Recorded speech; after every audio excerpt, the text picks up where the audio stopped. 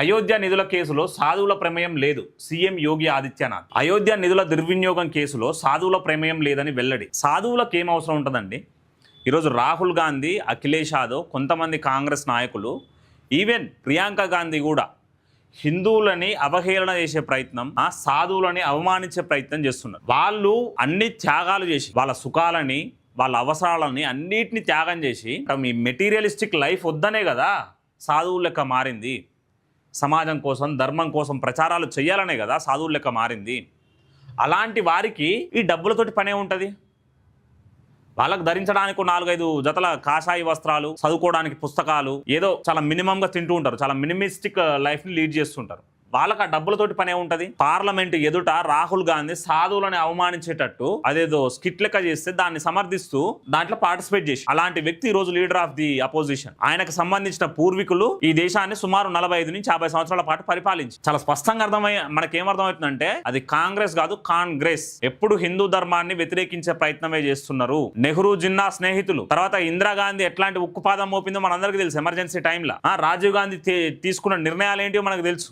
ఎందుకు అట్లా మారుతున్నారు? అసలు వాళ్ళన్న కనీసం బయటికి కనపడనీయకపోయేది. హిందువులకు వ్యతిరేకంగా పనిచేస్తున్న నెహ్రూ అయినా, ఇందిరాగాంధీ, రాజీవ్ గాంధీ, సోనియా గాంధీ బయటికి కనపడకుండా చేసేది రాజకీయాన్ని. ఈరోజు రాహుల్ గాంధీ, ప్రియాంక గాంధీ మాత్రం చాలా నిర్భయంగా చెప్తున్నారు హిందువులకు వ్యతిరేకమని. మరి వీళ్ళు వచ్చే ఎన్నికలల్లో మైనారిటీ ఓట్లతోటే గెలవాలి, విదేశీ మతాలతోటే గెలవాలి. వీళ్ళకి ఎట్లయినా నిధులు వస్తున్నాయి కదా బయట దేశాల నుంచి, చైనా నుంచి, పాకిస్తాన్ నుంచి, ఈవెన్ అమెరికా నుంచి. స్వయాన డొనాల్డ్ ట్రంపే చెప్పిండి ఈ మాట. 2024 ఎన్నికలకి సుమారు 24 నుంచి 25 వేల కోట్లు ఏమో అక్కడి నుంచి నిధులు వచ్చినాయంట. మరి ఎవరి ఖాతాలకు వచ్చినాయి, ఏ పార్టీకి వచ్చినాయి, ఆ డీప్ స్టేట్స్ ఎట్లా ఇన్వాల్వ్ అవుతున్నాయో చూడండి. దాంట్లో భాగంగా ఈరోజు హిందువులకు వ్యతిరేకంగా మాట్లాడుతున్న రాహుల్ గాంధీ. సిట్ ప్రాథమిక నివేదికలో ఈ విషయం స్పష్టమైందన్న ముఖ్యమంత్రి.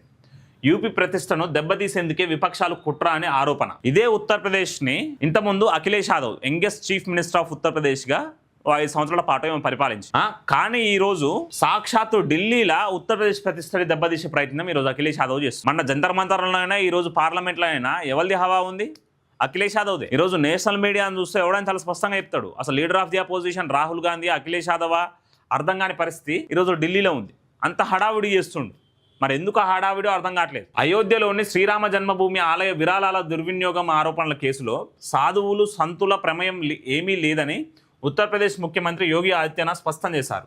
ప్రత్యేక దర్యాప్తు బృందం సిట్ సమర్పించిన ప్రాథమిక నివేదికలో ఈ విషయం వెల్లడైందని ఆయన మంగళవారం పేర్కొన్నారు.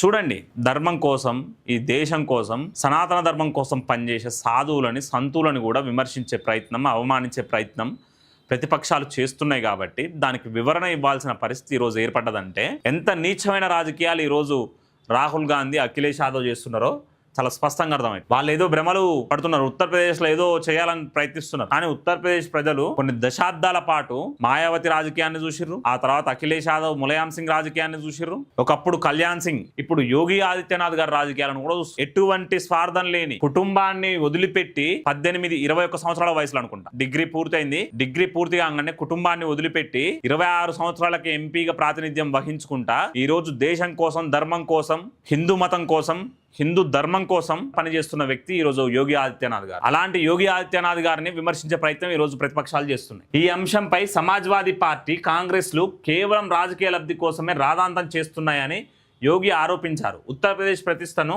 మసకబార్చేందుకు, ప్రజలను తప్పుదోవ పట్టించేందుకే విపక్షాలు ప్రయత్నిస్తున్నాయని ఆయన విమర్శించారు. వీళ్ళు మొన్న లోక్సభ ఎన్నికలలో ఏదో జరగబోతుంది యూపీలో అని ఏదో కలలు కంటారు. అవన్నీ పగటి కళలు అయితే మళ్ళా మూడోసారి ముఖ్యమంత్రి కాబోతున్నారు యోగి ఆదిత్యనాథ్ గారు 2027. అసెంబ్లీలో నిర్ణీత ఎజెండాపై చర్చ జరపకుండా సభా కార్యక్రమాలకు అంతరాయం కలిగించడం అప్రజాస్వామికమని, రాజ్యాంగ విరుద్ధమని ఆయన వ్యాఖ్యానించారు. వీళ్ళు ఎప్పుడు గొడవ చేయడం అని, డిస్కషన్ అనేది అసలు అలా డిక్షనరీలోనే ఉండదు. ఎప్పుడు విమర్శలు చేయడం, ప్రభుత్వం మంచి కార్యక్రమాలు చేపడుతున్న విమర్శలే, ప్రతి కార్యక్రమానికి కాలడ్డం పెట్టే ప్రయత్నం ఈ రోజు అఖిలేష్ యాదవ్ చేస్తున్నారని చాలా స్పష్టంగా ఇక్కడ మనకు అర్థమవుతుంది. ఇన్ని సంవత్సరాలు మాయావతి అయినా, ములాయం సింగ్ యాదవ్, అఖిలేష్ యాదవ్ వీళ్ళందరూ అన్ని సంవత్సరాలు పరిపాలించినా ఉత్తరప్రదేశ్ ఏమన్నా అభివృద్ధి అయిందా? యోగి ఆదిత్యనాథ్ గారు వచ్చిన తర్వాత మిగులు బడ్జెట్లకు పోయింది. That is the greatness of Yogi. సమాజం కోసం పని చేయాలన్న నిబద్ధత ఉన్న వ్యక్తి రాజకీయాలు చేస్తే ఎట్లా ఉంటది అనేది యోగి ఆదిత్యనాథ్ గారు చేసి చూపిస్తున్నారు. వాళ్ళు మాత్రం పరివార్ కుటుంబం కోసమే పనిచేస్తారు. అఖిలేష్ యాదవ్ అయినా రాహుల్ గాంధీ అయినా కుటుంబాల కోసమే కుటుంబ రాజకీయాలు చేసుకుంటా రాజులు యువరాజులు అనే పద్ధతిలా డైనస్టీ రూలింగ్స్ అని అసలు విశ్వవిద్యాలయాల వేదికల మీద చెప్పిన వ్యక్తి ఎవరైనా ఉన్నారనంటే ఈ భూమి మీద రాహుల్ గాంధీ. ఒకసారి ఏం చెప్పిందంటే ఇండియాలో ఏమున్నది డెమోక్రటిక్ రూలింగ్ కాదంట, డైనస్టీ రూలింగ్ అంట. అంటే గాంధీ ఫ్యామిలీ రూల్ చేస్తుందని చెప్పి ప్రయత్నం చేసిండు రాహుల్ గాంధీ. అలాంటి వ్యక్తులను ఈరోజు మనం లీడర్ ఆఫ్ ది అపోజిషన్గా చూసే దౌర్భాగ్యం మనకు ఏర్పడదంటే మనం అందరం ఒకసారి ఆలోచించాలి. ఉత్తరప్రదేశ్ అసెంబ్లీ వర్షాకాల సమావేశాల్లో ఈ అంశాన్ని ప్రస్తావిస్తామని విపక్షాలు ప్రకటించడంతో ఈ వివాదం మరోసారి ప్రాధాన్యత సంతరించుకుంది. ఈ కేసు విచారణ నిమిత్తం ఐజీ కిరణ్ నేతృత్వంలో నూతన సిట్ను ఏర్పాటు చేసినట్లు జూలై 27న రాష్ట్ర ప్రభుత్వం సుప్రీంకోర్టుకు విన్నవించింది. ఇక్కడ చూడండి, అఖిలేష్ యాదవ్ మళ్ళా ఏదో హిందూ ధర్మం మీద పడి ఏడవాలని ప్రయత్నం చేస్తే ఆ ఎంవై స్ట్రాటజీ పూర్తిగా కొలాప్స్ అయింది. కేవలం మేమొక్కటే మిగులుతుంది. అలా మీ సామాజిక వర్గం కూడా మీ కోట్లేసే పరిస్థితి వచ్చే ఎన్నికలలో. ఎందుకంటే హిందూ ధర్మాన్ని హిందూ మతాన్ని టార్గెట్ చేసిన ఏ ఒక్క రాజకీయ పార్టీ ఈ రోజు మనగడ కూడా ఉండట్లేదు. డిపాజిట్లు కూడా రావట్లేదు అట్లాంటి పార్టీలకి. ఈ కేసుకు సంబంధించిన దర్యాప్తు బృందం ఇప్పటి వరకు 8 మందిని అరెస్ట్ చేసినట్లు అధికారులు వెల్లడించారు. 8 మందిని అరెస్ట్ చేశారు. 80 లక్షల రూపాయలను కూడా రికవరీ చేసినట్టు మనకు తెలిసిన విషయమే.